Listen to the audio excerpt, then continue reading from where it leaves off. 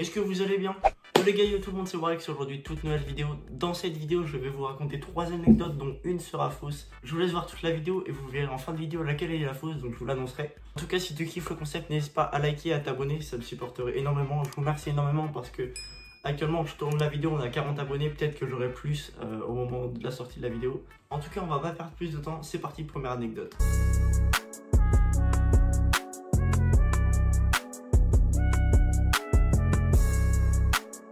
Du coup, la première anecdote, c'est simple. J'étais chez moi, donc je sortais de chez moi. En gros, je allais voir un pote de base. Donc, mon pote, je le contacte et tout ça. Je lui dis, vas-y, on se rejoint à tel endroit à une telle heure. Donc, je crois qu'il était un peu 14 h de l'après-midi, il me semble. Du coup, je le rejoins. Donc, on allait à un city park pour faire un foot, etc. Donc, le mec, je lui envoie un message, il me dit, vas-y, on se rejoint et tout. Arrivé au city, moi, je le contacte, je l'appelle pour savoir où il était parce que je le voyais tout simplement pas. Et en gros, je l'appelle, il répond pas. Donc déjà, premier truc louche, donc voilà, retenez bien ça, c'est très important. Donc il répond pas, donc moi je continue ma route, etc. Je vais au city. Arrivé au city, je vois il y a un mec bizarre au loin, il était un petit peu alcoolisé, vous voyez, donc le style de mec qui tient pas trop debout à cause de l'alcool. Et puis du coup je rappelle mon pote parce qu'il y avait le mec bizarre en même temps qui était pas loin, donc je voulais savoir à quel moment il allait arriver. Donc je le rappelle, encore une fois il répond pas, donc ça vraiment louche. Donc après du coup je commence à m'asseoir sur un banc, donc il y avait un banc tout simplement à côté du city où j'étais. Et du coup, le mec se rapproche de moi et tout, il commence à me dire vas-y, assis-toi, assis-toi, assis-toi, on va discuter, assis-toi, n'aie pas peur. Donc moi je commence à me lever, tu vois, je rappelle mon pote parce que le mec est en train de me parler et j'étais un peu sous pression parce que vas-y, qu'est-ce que je fais et tout. Et là je commence à me retourner, il y a mon pote qui me répond et là je retourne ma tête, j'ai eu le temps d'une demi-seconde, le mec était en train de me courir après, donc j'ai eu le temps de faire tout le tour du city, plus la salle polyvalente, donc il y avait une salle polyvalente aussi bien sûr. Donc tout simplement j'ai fait tout le tour, encore en appel avec ce fameux pote, donc il me disait vas-y j'arrive, je suis sur la route et tout, j'arrive t'inquiète pas. Donc j'ai eu le temps de faire tout le tour du city, ensuite je suis passé derrière un mur, je suis passé au-dessus un buisson, et j'ai eu le temps de faire le tour d'une barrière pour retourner chez moi, et refaire le tour de mon lotissement et revenir au city. Donc le mec à ce moment là il me suivait plus, enfin il était parti loin. Et je voyais encore une fois il était toujours au même endroit, donc il était resté derrière la salle polyvalente, il me cherchait toujours. Du coup à ce moment là il y a mon pote qui est arrivé et tout ça, donc il y avait d'autres potes, on était 3, 4, 5. On commence à aller voir le mec et tout, il nous dit ouais vous inquiétez pas, il y a rien et tout. Et puis voilà, du coup, qu'est-ce qui finit? On a fait un petit foot, etc. avec mes potes, on est allé sur le city, le mec s'est barré. Après quelques jours, j'ai appris, j'en ai discuté avec quelques potes, et j'ai appris qu'il n'était pas le seul à qui il m'avait coursé, donc c'était déjà arrivé à un autre pote qui l'avait coursé avec une station radeau à travers sa voiture, donc mec très louche, voilà.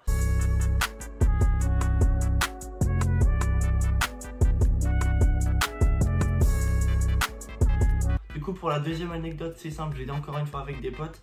Donc tout simplement en fait on revenait du city à ce moment là et on allait à un étang. Donc l'étang en gros vous avez le city qui est là, l'étang il est vraiment tout là-bas genre là à l'opposé. Donc en gros il y a peut-être à aller 1 km entre le city et l'étang.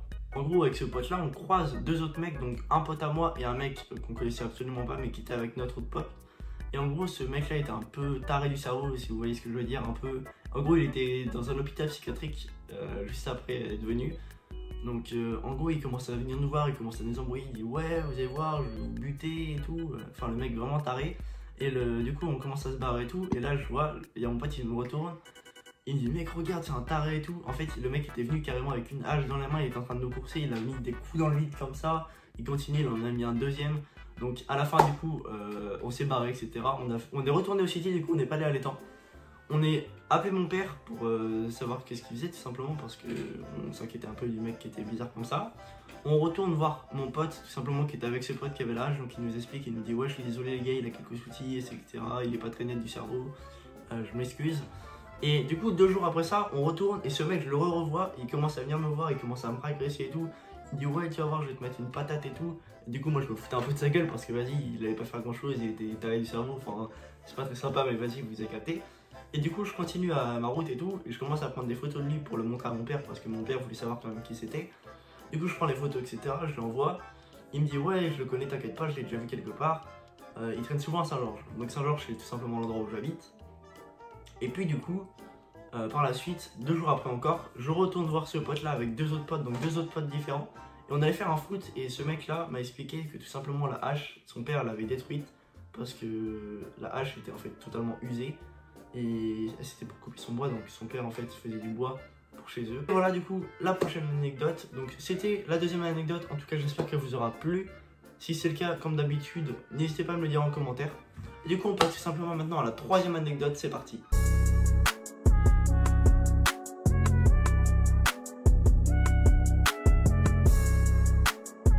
Du coup, pour la troisième anecdote, c'était tout simplement pas chez moi, on était à un parc aquatique. Donc à ce parc aquatique là, on est allé du matin au soir, donc je vous dis approximativement 1 heure. Donc en gros, on est arrivé à 10 h, on est reparti à 18 h le soir. Et tout simplement, on faisait les parcs aquatiques, donc bien sûr, j'étais petit, je devais avoir 10-11 ans. Et en gros, il y avait, je sais pas si vous voyez, on a des panneaux de tailles différentes avec si oui, on peut faire le parc ou non. Donc en gros, du coup, on fait ça, etc. Et arrivé à un endroit, donc moi, je voulais faire absolument, c'était le tube là où vous tombez tout simplement.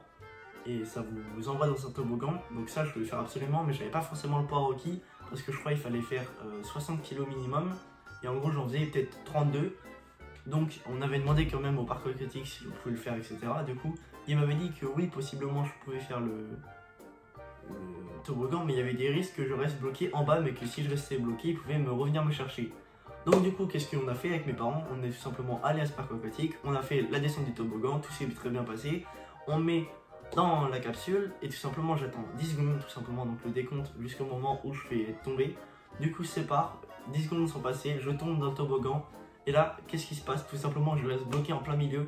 Donc j'étais bien dans l'angle qu'il fallait pas. Donc j'étais, en gros, vous voyez, le toboggan il est comme ça. Et moi j'étais ici. Donc en gros, il y a l'eau qui arrive. Donc en gros, je me prenais plein d'eau dans la gueule. J'étais bloqué à cet endroit-là. Donc en gros, ils avaient à peu près 20 minutes pour venir me chercher. Sinon, tout simplement, je me noyais à cause de l'eau qui rentrait. Et que si jamais ils envoyaient quelqu'un d'autre derrière, ça pouvait être très dangereux. Donc en gros, le temps que j'ai été bloqué et le temps d'arrivée des secouristes pour venir me chercher, en gros, il y a eu à peu près 2 minutes parce que le temps de la descente du toboggan était assez long. Donc le temps qu'ils voyaient que j'étais pas en bas du toboggan, ils ont direct capté que j'étais bloqué à l'intérieur. Donc qu'est-ce qu'ils ont fait tout simplement pour me secourir? Et il y a un secouriste qui a monté dans cette capsule là. Donc bien sûr, ils n'avaient pas le choix de rentrer par là.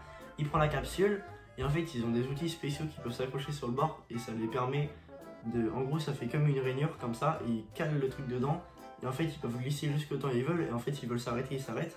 Du coup, il commence à glisser et tout. Il s'arrête en plein milieu du toboggan où il m'avait trouvé. Et il me choque tout simplement. Et il me dit comme ça, il dit t'inquiète pas, ça va bien se passer. Je vais te pousser au fond du toboggan. On va refaire la suite du toboggan. Si tu te rebloques, je te redébloquerai. Et puis du coup, on va terminer le toboggan comme ça. Du coup, qu'est-ce qu'il fait? Il me pousse. Du coup, je repars dans le toboggan. Lui, il continue à avancer. Donc, il descend aussi rapidement qu'il peut. Donc, en gros, en restant accroché à ses trucs. Et puis, il redescend. Je me rebloque un deuxième endroit. Donc, encore une virgule comme ça où je me rebloque ici. Donc, il me repousse. Donc là, il restait peut-être 200 mètres du toboggan à faire. Donc on continue le toboggan, on continue le toboggan. Arrivé en bas, du coup, j'étais plus bloqué. Donc ils me ressortent. Et là, t'as mes parents, ils me disent on doit partir, c'est l'heure. Donc en gros, ils sont passés à peu près 1h30 à me débloquer du toboggan. Donc ça, c'est assez galère. Et du coup, en gros, il devait être 17 h au moment où j'étais bloqué dans le toboggan. Et à partir de 18 h 30, on est parti tout simplement. Donc en gros, on aurait dû faire à peu près 15 activités dans la journée. Genre, on en a fait 7, quoi, par exemple. Donc voilà pour cette troisième anecdote. En tout cas, j'espère qu'elle vous aura plu. Du coup, tout simplement, le reveal de l'anecdote qui était fausse, c'est parti. Du coup, quelle anecdote était fausse? Donc je vous tiens à vous dire que tout simplement la première anecdote était vraie. Je me suis réellement fait courser par un mec alcoolisé autour d'une salle polyvalente, etc. La deuxième anecdote était totalement vraie aussi. Donc je me suis bien fait courser par un mec qui sortait de l'hôpital psychiatrique avec une hache dans la main. Et simplement, du coup, comme vous en doutez, la troisième anecdote qui est fausse, c'est l'anecdote du parc aquatique où je suis resté bloqué dedans 1h30. Donc voilà, je sais pas si vous avez trouvé en commentaire quelle anecdote était la vraie ou la fausse. En tout cas, si tu as aimé la vidéo, n'hésite pas à liker, à t'abonner juste ici. En tout cas, les gars, c'était Warix. On se retrouve très prochainement pour une vidéo. Salut tout le monde. Ciao, ciao!